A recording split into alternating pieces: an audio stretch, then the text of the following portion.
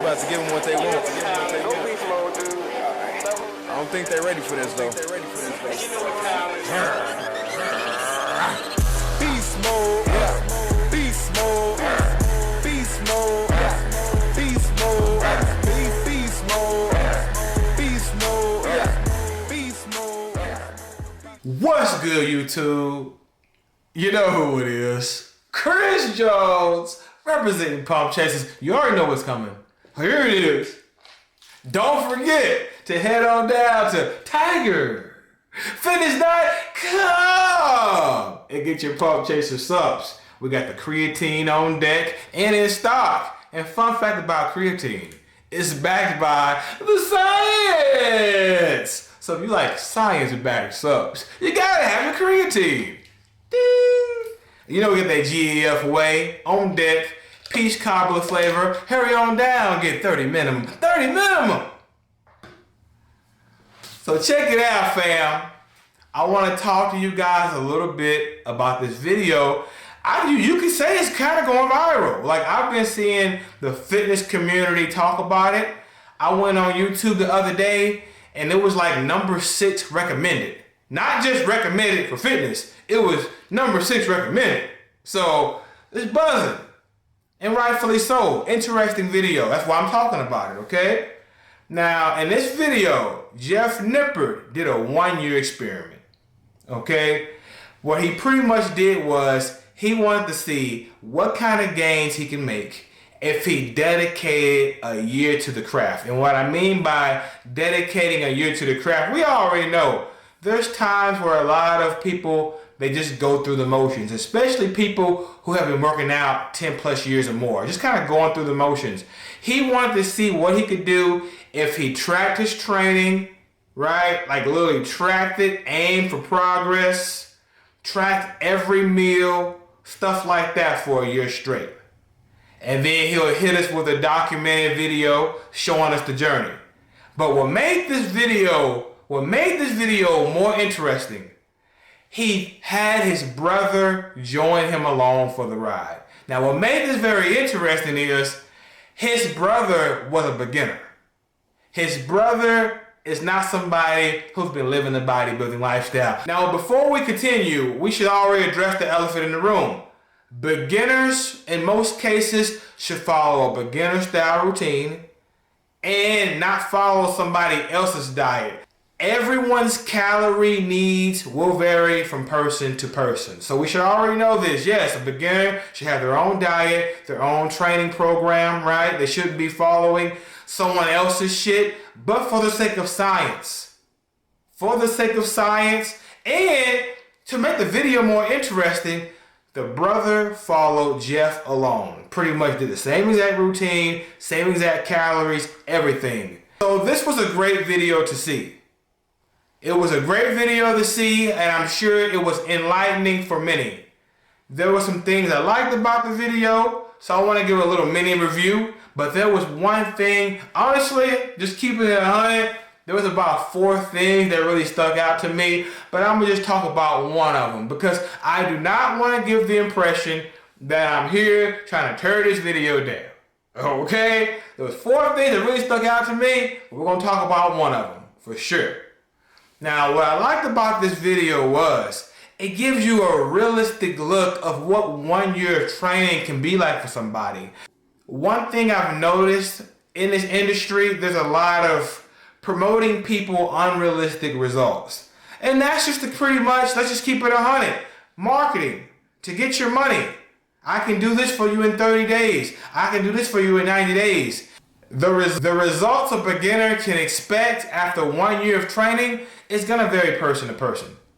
It's going to vary person to person. So this was a great video, I feel, setting the tone of what a pure beginner can expect to get after a year of training.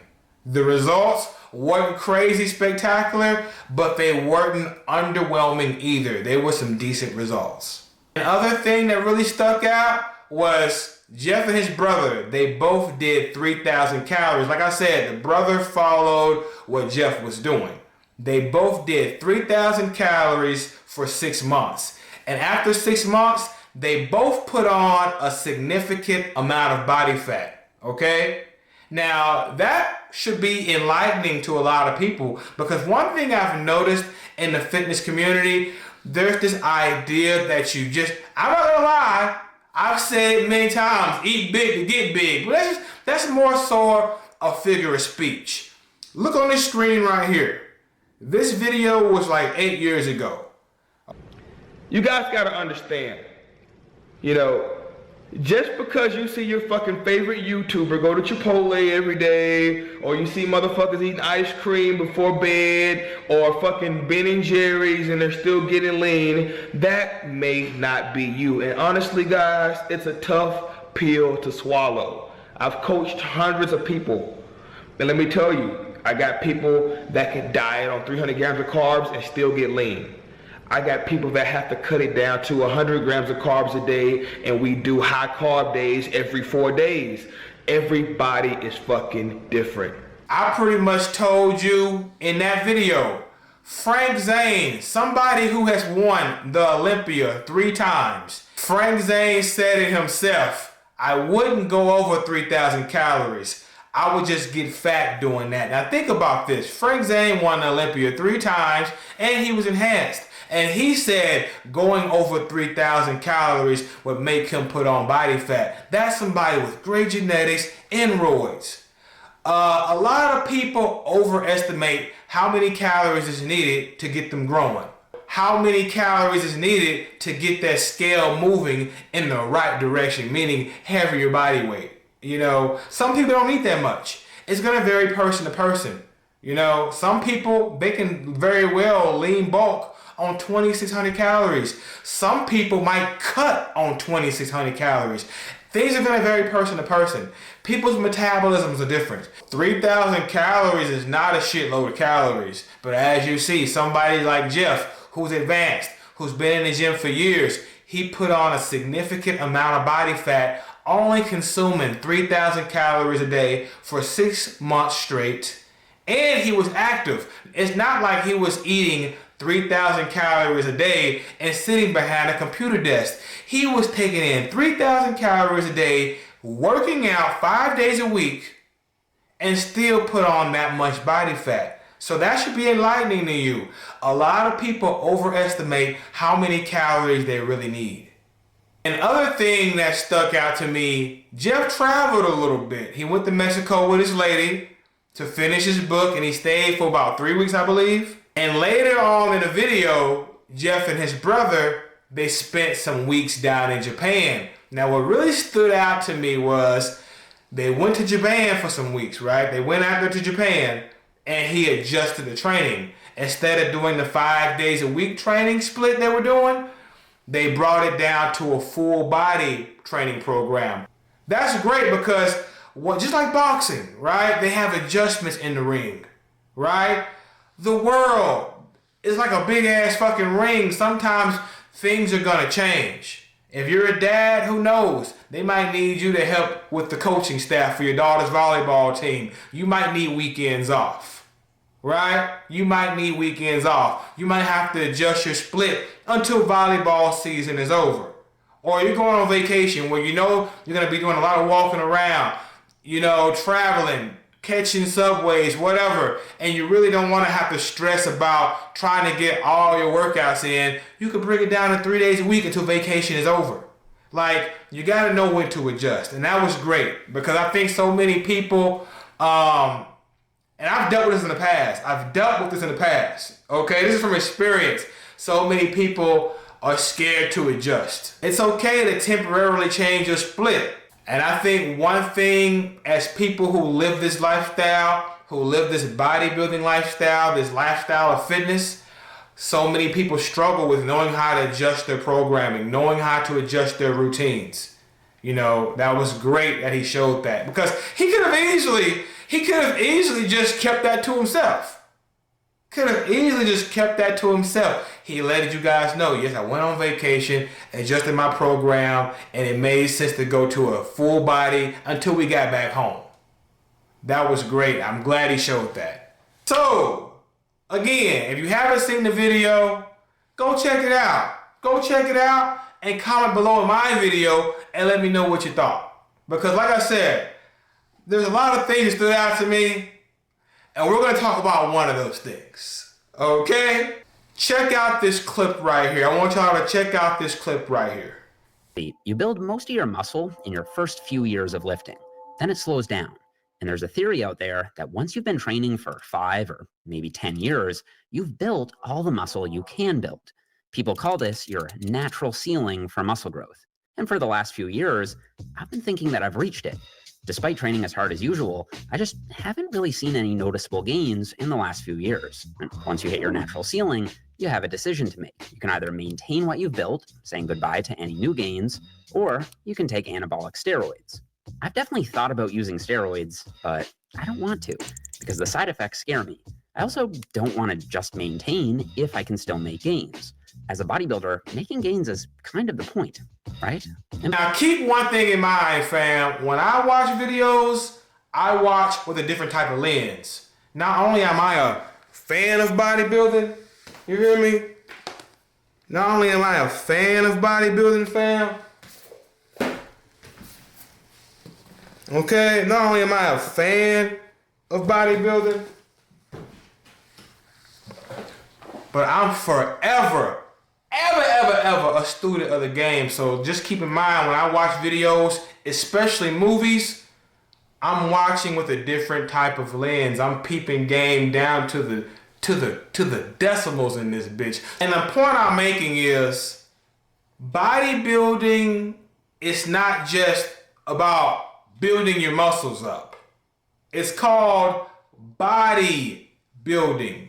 So when he said it's about making gains, yes, it's about making gains, but it's about making gains for the body overall. Now let me explain, fam, because I feel like although I'm sure the intentions were pure, indirectly, it can put out a negative message. I don't want to just maintain if I can still make gains. As a bodybuilder, making gains is kind of the point, right? Let me say that one more time so it won't go over nobody's head. Although his words, the intentions were most likely pure, that type of message can indirectly fuck with a lot of people's heads. There's a reason why these young kids are out here taking steroids. Steroid users are getting more younger than ever. This shit is becoming more normalized than ever because of a mindset like that. Bodybuilding is not just about building muscles. Bodybuilding is about building the body, and it's an art form. This art form is not much different than any other art form. And it's discipline based. To be good at this art form, you have to be disciplined. So low key, it works a lot like a religion. This is an art form backed by all universal laws and principles. It will build you from the inside out if you're true to the game. It's deeper than just putting on muscle. And last time I checked, bodybuilding was about having a beautiful body. It was about making your body look like a work of art. So when he said he don't want to just maintain, I want to ask you this, fam. I want to ask you guys this. What's wrong with creating a standard that you're happy with, creating a physique that you're happy with, and just maintaining that for as long as you can? What is wrong with that? Who came up with this idea that you gotta constantly put on inches and inches on your arms, inches and inches on your legs, inches and inches on your chest? Who came up with that? Last time I checked, fam, and let me tell you, I checked deeply. It was about sculpting, creating your body, and making it look as beautiful as possible. Perfect example. If I were to talk to Arnold Schwarzenegger right now and said, hey, I got a pill. You can take this pill and you could look exactly like you did at the 1975 Olympia. You could look exactly like you did at the 1975 Olympia. You would never get any bigger or smaller. You would just maintain that look. But you gotta eat this diet. You gotta follow this routine. Very similar to a religion. Notice how the Israelites had their laws they had to stick with. They had a covenant relationship. They had that structured plan they must stick with to maintain a certain result. I'm going to give him a covenant. You got to maintain this exact workout, follow this diet, and you will keep this physique. You don't think Arnold will take that? Arnold, I forgot how old he is, but he up there. Let me look at his age real quick. I like to keep my numbers crispy. Let me look at Arnold's age. I know he up there though. Yeah, Arnold. Yeah, 77 years old, okay? He would take that in a heartbeat. I know he would because he love this shit. And he's about the art. He's about the art. What's wrong with creating a physique that's incredible and just holding on to it? What is so bad about maintaining if that's your goal? People act like maintaining is some easy ass feat. Maintaining a physique is not as easy as it fucking sounds. I just turned 40 and let me tell you, I look like I did at 30. And let me tell you, it was not a walk in the park. Okay? Maintaining your physique is not some walk in the park. And let me tell you this. I'm not quite sure about the whole natural ceiling thing. I do have my mixed feelings about that. But I will tell you this. After about 10 years of lifting naturally and dedicating yourself to the lifestyle, throwing in some off-season size building phases, right? Really pushing these years, getting the most out of your training. For the most part, I believe you're going to be as big as you're going to get, right? You're going to be as big as you're going to get for the most part. However, you can still improve on your physique. Although I really haven't gotten bigger these past 5 years, when I cut down, I'm seeing a lot more definition. I'm seeing a lot more separation from my upper chest to my lower chest. I'm seeing a lot more separation in my arms, a lot more hardness. My resting tone increases because I'm building a deeper connection with my body. A lot of people forget about the neuromuscular system. The neuromuscular system is when you take the muscular system and the central nervous system, that's the brain and spine and everything that come with it, those nerves, and they fuse together as one. So the more you practice your form, connect with your body, practice your posing, you're gonna constantly dig build a deeper connection with your body. Another art form called yoga. Now, although yoga and bodybuilding, those are two different art forms, they have a lot in common. And one thing they have in common is yoga, they have a system where they're yoking the mind and body as one. They spend years connecting deeply with their body. You might see videos of them doing vacuum poses and making their stomach muscles twirl and swirl around. Okay? That takes a very deep connection with our body. And as bodybuilders, we can have a connection just as deep. We have our own poses. We have our own exercises. We have our own things to do to connect with our body. But unfortunately, the art is being lost with this idea. We just gotta worry about building as much muscle as possible. This is bodybuilding. Fun fact, that is backed by the science. Working out, this is backed by the science, can build your gray brain matter. That is huge, huge.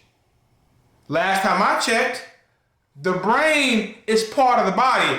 I need you to comment below. Is the brain part of the body? Yes or no? Working out can help build up your joint integrity, joint strength. So it's going to help strengthen those ligaments. It's going to help strengthen those tendons and all the other connective tissues. Last time I checked, those were part of the body. See, bodybuilding is not just about building muscle. The muscular system is just one part of the body. What about the skeletal system? What about the musculoskeletal system? That's the muscular system, but also the bones, also those connective tissues like the cartilage and the other connective tissues. Again, this is body building, not just muscle building. This is an art form that builds the body from the inside out. So again, I'm sure that, and like I said, fam, there's 4 things that really stood out to me, but we're not gonna do all that, okay? I don't wanna make this video too long. Although I really haven't gotten any bigger in 5 years, fam, let me tell you, my mind muscle connection is through the roof. Y'all already know, go watch my old videos. I was complaining about them old man knees. I was complaining about my back. I've been working on strengthening my joints, connecting with my body, working on my mobility. Again, body building. Remember I was telling you guys about isometrics. What do isometrics do? Isometrics help build that joint integrity. It's also going to help you connect with your muscles a little more. Remember, neuromuscular system. So mentally, you're going to help connect with your body. You need to have a very strong mind-muscle connection if you want to really connect and yoke the mind and body as one. Remember, the mind is the strongest thing we have. The mind is the strongest thing we have. However, it's the body that has to keep up. Your body has to be able to keep up with the demands of the mind. So joint integrity matters. Notice in this same video, Jeff Nippard hurt his knee. You see, at every check-in, we've also been testing our muscle strength using this Biodex isokinetic dynamometer. Basically, you just press against this foot pad as hard as you can, and the computer measures how hard you pushed. 2, 1. No! Oh, hold on. No, hold on. I felt something really weird in my knee. And I injured my knee, partially torn tendon. So that sucks. I'm leaving this recomp phase, not only having gained 0 muscle in the last 3 months, but with a freshly injured knee. So I just finished up the first workout, basically the first rehab workout after I injured my knee. I'm basically using lighter weights with a really slow tempo for now. He hurt his knee. The knees are part of the body. And keeping it 100, fam, I could do a video. If y'all want that video, comment below. That shouldn't even have happened. He should have known better. Comment below if y'all want that video. If not, I'll leave it alone. I'll leave it alone. But that shouldn't have happened. Jeff should have known better. A man of science should have known better. I told y'all about fitting in some isometrics in your training. Remember I told you guys, Bruce Lee used to do isometrics. See, he loved bodybuilding. He was fascinated with it, but he also was fascinated with martial arts. That was his first love. And he would strengthen his body by doing isometrics. If you could punch through a wall or punch through some bricks or hell, punch through a person, you still need to have strong wrists, strong elbows, strong shoulder girdle, all those to support that force. Notice again, he got hurt doing an isokinetic movement. Isokinetic movements are very similar to isometric movements. Remember, movement comes from the muscle fibers, but it's the joints that provide the torque. Movement is very similar to an isometric movement. He hurt himself doing that movement because wanna know why?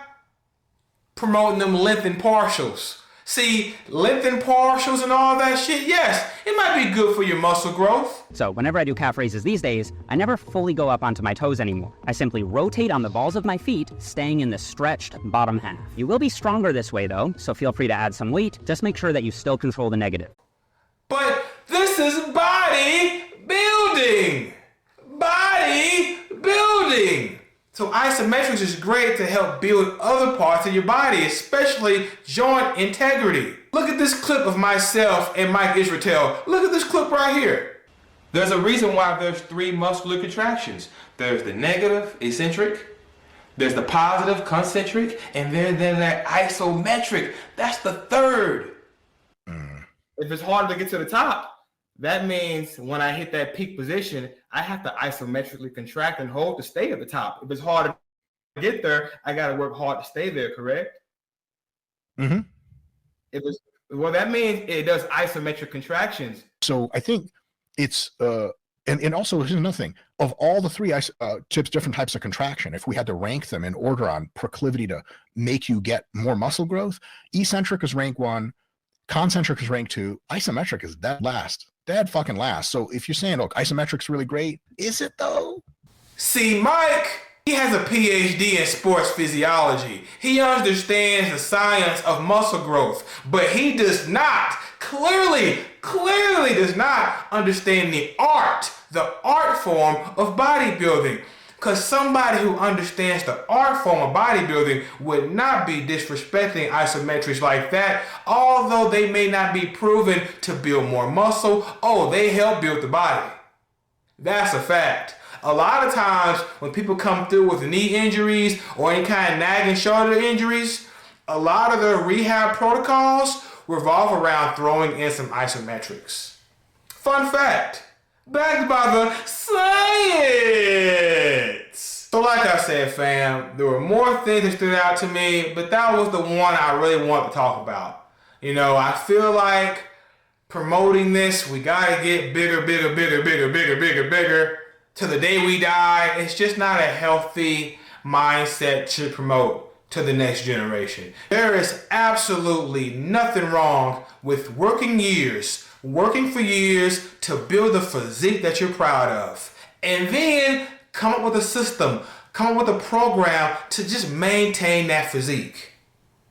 And also, even if you don't get bigger, you can still improve your physique. You can bring up weak areas. You can still spend time improving weak areas, bringing up calves, bringing up triceps. Like, you can still tweak your physique here and there. It's not the end of the world just because you're not putting on 10 pounds of muscle year after year after year. Because you're not putting on 5 pounds of muscle year after year after year. At some point, that shit will slow down tremendously.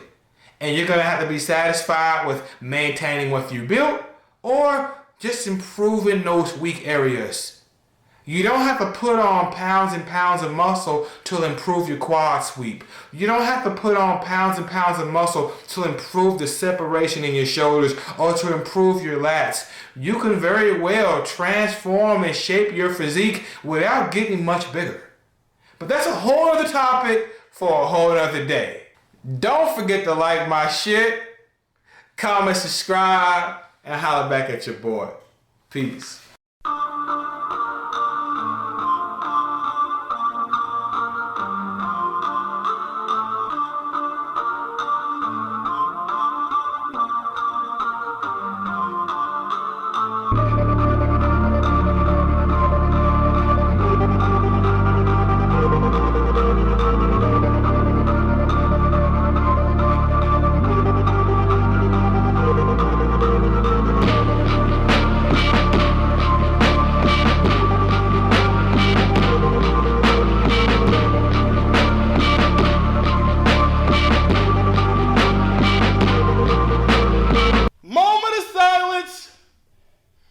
We need a moment of silence before we fuck up these weights.